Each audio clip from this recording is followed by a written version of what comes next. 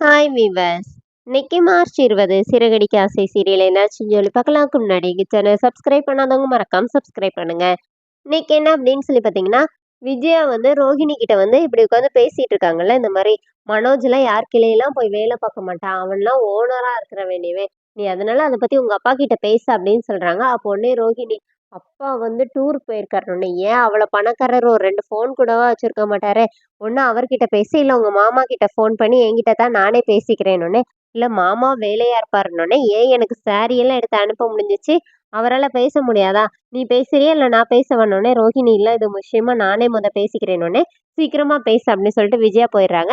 இப்ப நேரா ரோஹிணி மீனா கிட்ட போயிட்டு, ஏன் மீனா, நீங்க பூ கட்டி தான் இந்த காரை வாங்குனீங்களா? இல்ல வேற எங்கேயாவது கடன் வாங்குனீங்களா?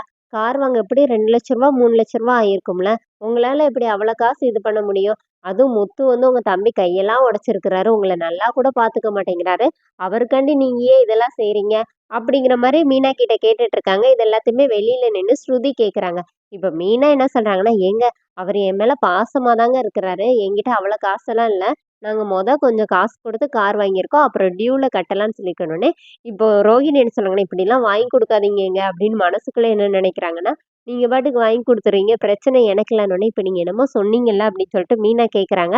அப்புறமா ரோஹிணி வந்து இன்னும் அத பத்தியே பேசிட்டே இருக்கும்போது, ஸ்ருதி உள்ள வந்துடுறாங்க.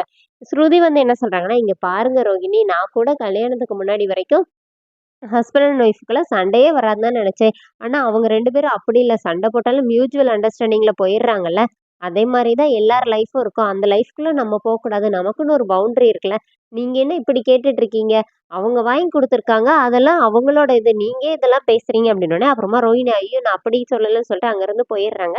இங்க என்ன ஆகுதுன்னா, ஸ்ருதியோட அம்மா வராங்க. வந்து இந்த மாரி ஸ்ருதிக்கு தாலி பிரிச்சு கோக்குற ஃபங்ஷன் வைக்கணும் அப்படின்னு சொல்லும்போது, விஜய் என்ன சொல்றாங்கன்னா, ரோஹிணிக்கு வைக்கணும். பெரிய கிராண்டா வைக்கணும் அப்படின்னோனே, இப்ப அவங்க அம்மா என்ன சொல்றாங்கன்னா, "சரி நான் பெரிய ஹாலாவே புக் பண்ணிடுறேன்" அப்படின்னு அவங்க அம்மா போனோனே, இப்ப ரோஹிணி கிட்ட விஜய் என்ன சொல்றாங்கன்னா, "உங்க அப்பாவ வர சொல்லிரு இதுக்குனாச்சும்" அப்படின்னோனே, "எங்க அப்பாவையா?" அப்படின்னோனே, "பின்ன யார வர சொல்லணும்? அவர கண்டிப்பா வர சொல்லு. அப்பதான் எனக்கு மரியாதை. சும்மா எப்ப பார்த்தாலும் இதே சொல்லிட்டே இருக்காத" அப்படி சொல்லி திட்டி விட்டுருந்தாங்க. இப்ப ரோஹிணி போய் அவங்க ஃப்ரெண்டு கிட்ட போய் சொல்லி புலம்புறாங்க. "நான் என்னடி பண்றது? இப்படி சொல்லிட்டே இருக்காங்க" அப்படின்னோனே, அவங்க ஃப்ரெண்டு, "சரி இரு எதனாச்சும் பண்ணலாம்" அப்படிங்கிற மாரி பேசிக்கிறாங்க.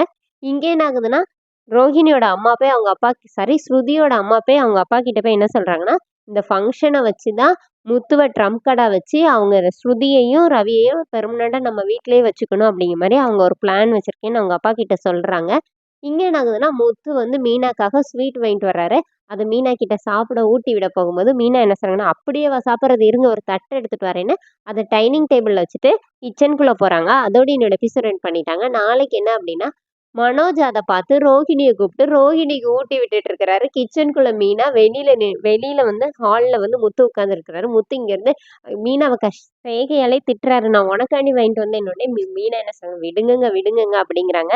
அதோட என்னோட எபிசோட் எண்ட் பண்ணியிருக்காங்க. Thank you.